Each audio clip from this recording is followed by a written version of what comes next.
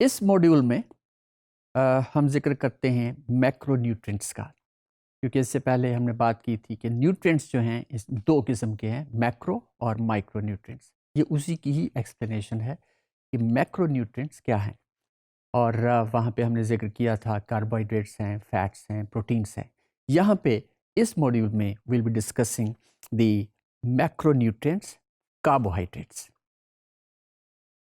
तो complex carbohydrates are the major dietary source of energy for heterotrophs. ये हम जितने भी heterotrophs हैं, इसमें एनिमल्स भी आते हैं, ह्यूमन भी आते हैं, ये इनकी फूड में सबसे जो इम्पॉर्टेंट कंपोनेंट है दैट इज द कार्बोहाइड्रेट्स। और ये कार्बोहाइड्रेट्स इसके डिफरेंट सोर्सेस हैं।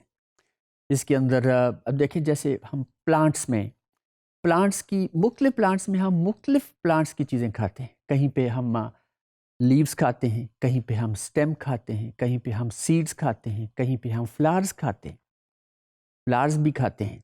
और ये जैसे में कचनार, that is flower which we ईट।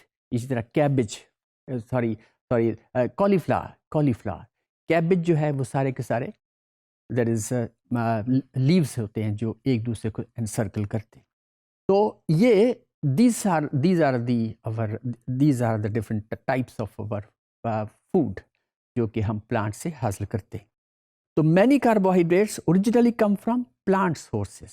अब देखिए फैट्स हैं, फैट्स हम कहाँ से हासिल करते हैं? प्लांट से। प्लांट के कौन से सीड से, और उनको क्रश करके उसमें से फैट निकलता है। और इसके अंदर बहुत वैरायटी है। इसके अंदर ऑलिव ऑयल भी है, इसके अंदर क्लोव ऑयल भी है, इसके अंदर कैनोला ऑयल भी है, इसके अंदर कॉर्न सीड भी है, कॉर्न ऑयल भी है, सनफ्लावर ऑयल है। तो ये सारे के सारे these are the fats, these are the nutrients, these are the main nutrients of food जो कि प्लांट से हासिल करते हैं।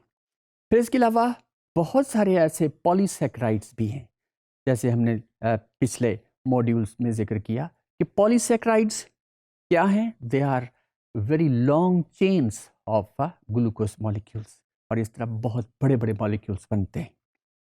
और जाहिर है कि ये they are formed by the combination और by the linkage of monosaccharides, और which are said to be the simple units of carbohydrates. और तो ये जितने भी हमारी डाइटरी नीड्स हैं, जो इमीडिएट सोर्स ऑफ एनर्जी है, वो दरअसल यही कॉम्प्लेक्स कार्बोहाइड्रेट्स ही है। और हमने ये भी जिक्र किया था कि एज सच बिल्कुल प्यूरिफाइड फॉर्म में ग्लूकोज हमें नहीं मिलता। अगर शुगर केन है तो वो भी डाइसैकेराइड है, उसके अंदर भी 2 मोनोमर्स आपस में मिलके वो ग्लूकोज वो फिर बनता है, उसके अंदर चीनी बनती है। और इसी तरह ये जो ग्लूकोज हमें जो मेडिसिन्स की शॉप में मिलता है, वो दरअसल स्टार्च को डाइजेस्ट करके आर्टिफिशियली उसको हम ग्लूकोज में कन्वर्ट करते हैं। तो these are the dietary needs हैं। Then carbohydrates, that foods break down to their constituent sugars and starches and ultimately into glucose। ये सारे के सारे अल्टीमेटली डाइजेस्ट होते होते स्टेज बाय स्टेज, ये भी नहीं है कि जो स्टार्च है या सेलुलोज है वो एक ही स्टेप में वो उसके उसके इंडिविजुअल कंपोनेंट्स या यूनिट्स में कन्वर्ट हो जाए, ऐसा नहीं होता। This is always a stage by stage.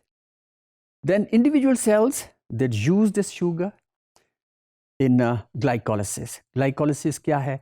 ये इनिशियल ब्रेकडाउन है ग्लूकोज की, जो सेल के साइटोप्लाज्म में होती है, और इसके रिजल्ट पे पायरुविक एसिड बनते हैं।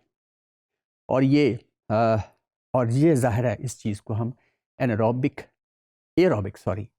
रेस्पिरेशन का अमल देते हैं।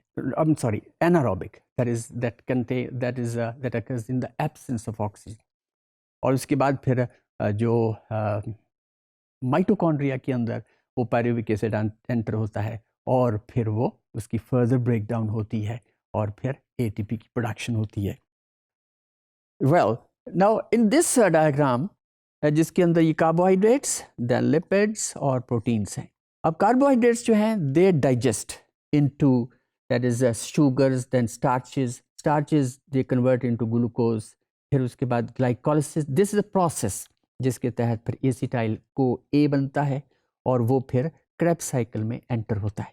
और ये this is a carbon compounds हैं, ये कार्बन कंपाउंड्स ही हैं जो कि एक सर्कल के अंदर, जिससे आप फेमिलियर होंगी obviously. Then lipids which are natural lipids, then glycerol, steroid.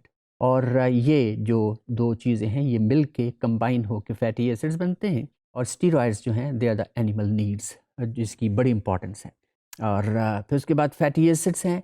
Now other lipids are animal needs, और ये एनिमल की ये नीड है, इसलिए हमारी हर फूड में we definitely add this fat और the vegetable oils and so on. तो ये भी, और फैटी एसिड्स जो हैं डायरेक्टली एसिटाइल को ए में कन्वर्ट होते हैं, वो फिर इसी। तो this is the main point जहाँ पे हर किस्म की फूड, कार्बोहाइड्रेट्स हैं या लिपिड्स हैं या फिर प्रोटीन्स हैं, प्रोटीन्स दे डाइजेस्ट इनटू अमीनो एसिड्स, और ये प्रोटीन्स दी एनिमल नीड्स हैं, बहुत इंपॉर्टेंट हैं। इसके बगैर भी प्रोटीन हमारी बॉडी का स्ट्रक्चर या बॉडी का प्रोटोप्लाज्म ही सिंथेसाइज नहीं होगा। और फिर ये नाइट्रोजन वेस्ट उसमें निकल जाते हैं, क्योंकि ये नाइट्रोजन कंटेनिंग कंपाउंड्स हैं, इसलिए नाइट्रोजन वेस्ट भी बनते हैं। और फिर क्रेब्स साइकिल के रिजल्ट पे एट डिफरेंट पॉइंट्स ये इलेक्ट्रॉन ट्रांसपोर्ट चेन जो कहलाता है, और इसकी एंड पे एटीपी की प्रोडक्शन है। और ये एटीपी जो है that is the immediate, that is very quick source of energy. और अगर हम आराम से खड़े हैं एकदम भागना शुरू कर दें, तो जो फूड कहाँ से आए, ये एनर्जी कहाँ से आएगी? It is in fact the ATP breakdown. तो एटीपी ब्रेकडाउन जब होती है तो वो एनर्जी बनती है which is the usable form of energy. तो that is the energy which is the use for different activities. यहाँ तक कि ये जो blinking of the eye that also needs energy. हम उंगली उठाते हैं, दैट नीड्स एनर्जी। तो हर हमारी bodily activities that need ATP, और एटीपी की ब्रेकडाउन से ही यूजेबल फॉर्म ऑफ एनर्जी बनती है। और इसका पीछे मेन सोर्स जो है that is the food which is very complex, carbohydrates की, फैट्स में, प्रोटीन्स की फॉर्म में।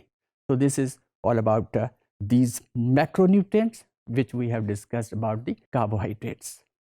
So that's all.